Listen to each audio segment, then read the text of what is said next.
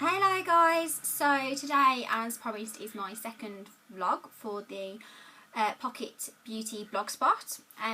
Hopefully you guys have started following me. I've been seeing there's loads of hits, so first of all I'd just like to thank you for support, because it's really daunting starting my first vlog. So today I'm going to do a review on the Shu Uemura POREraser primer. If you watched my first vlog, I actually did just a basic day look, pretty much what I'm wearing again today. So this is sort of my day-to-day look, and this is part of my daily routine. This is definitely a product that I personally swear by.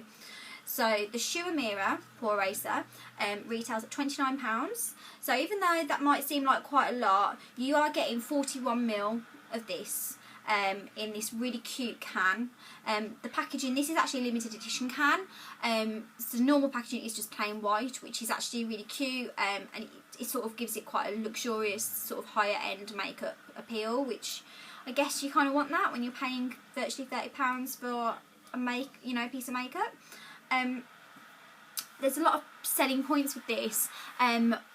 One that I really like is that, much like products such as your Max Factor Colour Adapt foundations, this one should adapt slightly to your own skin tones, which obviously is really good, and that's starting your makeup and your whole foundation base off in a really good place. So you shouldn't have any tide marks. You should have a really good flawless finish. And the other one is really, it's just the giveaway in the name. So basically this one will give the illusion of smaller pores, closing them off, not looking so open. I mean, I myself suffer with them quite a lot on the bridge of my nose and sort of here. So, even though this is just a primer, as I said before in my other vlog, I have been known to go out with just this on if I'm just going to the gym or something, and I just don't want to look quite so tired. This can give a really nice finish to the skin, and a really nice effect that looks like you're just looking a little bit more natural, but maybe people are thinking, wow, she's got really clear skin or something. This comes in different varieties, such as this one is quite a matte one that I've had, purely because when I bought it I wanted it to go with my Yves Saint Laurent Touche Éclat foundation, which is a really dewy finish. So I would always recommend counteracting the one with the other. So my Estee Lauder Double Wear, even though my last vlog I did use this with it, I do use the MAC Prep and Prime with that, because the finish of the Estee Lauder is a more matte finish, so it just gives you a little bit more of a luminous glow through the makeup, which is always nice. You don't ever want to look completely flat, because it just doesn't really do anything when you come to contouring or when the light's hitting your face. This product is, obviously, it's in a little can. It's mousse. I don't really like using mousse as general, so sort of your Maybelline Dream mousses and your blushes and stuff. That's not really sort of the texture, and I don't like working with that. But I have to say, it is really easy to work with. It's really nice and it blends really well. So I'm just gonna waste a little bit of it and show you. One tip I would always give with it is just always tilt the can ever so slightly, because otherwise it just sort of flies across the room and it's all over the dressing table and you get into a bit of a mess. So if you just tilt it ever so slightly like that, oh, it's still doing it, and then just do it like that. I'm not going to use too much, so it'll come out as a mousse.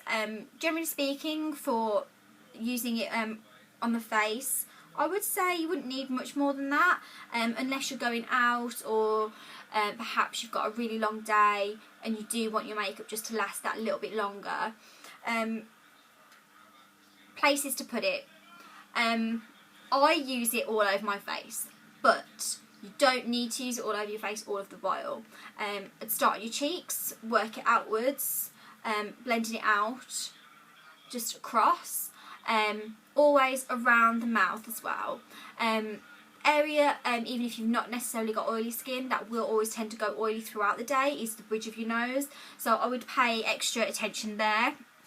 Also, I know there's some great, products that are primers that are specialise in eyeshadow bases. Urban Decay have a really good one that I've used before that's like a little pen and you can just sort of like push it on. That's great. But this also works really, really well for that.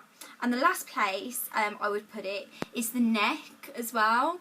I would just bring it down in the nape just a little bit because you do have to take your foundation into that area as well. So you don't want it rubbing off on your clothes. You don't want it sort of looking a bit powdery or a bit claggy. What I would say about this is I tend to let it dry a bit. You can see it comes out quite white on the skin.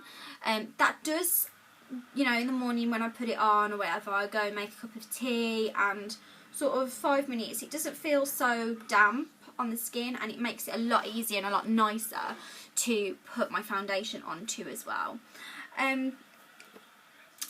Downfalls with it, I think as much as I've moaned before about pourers, I think that the pump could be executed a little bit better. It does have a tendency sometimes to just come out too much, and you know, that's one thing I'm always mindful with products such as this, is that you don't want to be wasteful. When you're spending nearly £30 on something, that needs to be lasting you. You shouldn't need to be buying one once a month. So having said that, I've had this over 8 weeks, 10 weeks, and I'd say it feels like there's that much still in it, or that's still in it.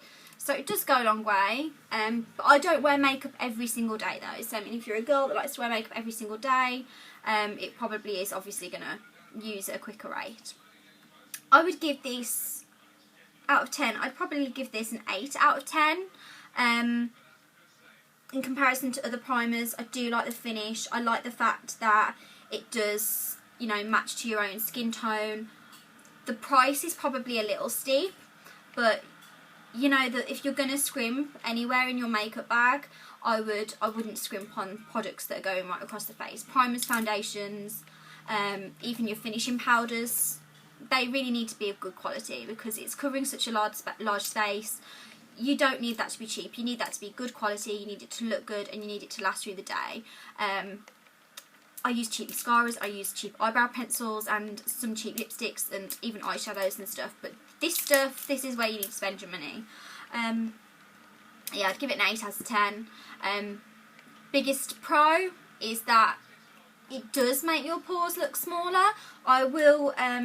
Unfortunately, I have to go out again today, so I really haven't got the time to take my makeup off and put it back on again or what have you. But probably tomorrow I will do some pictures before I put the primer on and after, so you can see the difference between the two. But that's it. So guys, I'm going to put below all the details of everything that I've got on today. I'll also put a link for where you can get this. I work in Selfridges, so I get mine from Selfridges, and that's obviously sort of the growth of a lot of my makeup for my makeup love. But I'll put some contact details downstairs, like just down here, where you can link to buying the products if you're interested, or reading other reviews as well. Next vlog is probably going to be on Tuesday, and to be honest, open to ideas. I have had some emails asking me to do hair as well, and that's certainly something that I would love to do. So if there's any other ideas or anything that you'd like me to do or talk about, then just drop me an email. Again, all my details will be down below in the description section. And guys, check out the blog as well, my main blog. Twitter pages, Instagram pages coming soon, and a new Facebook page as well. So get following. Thanks for the support. See you soon.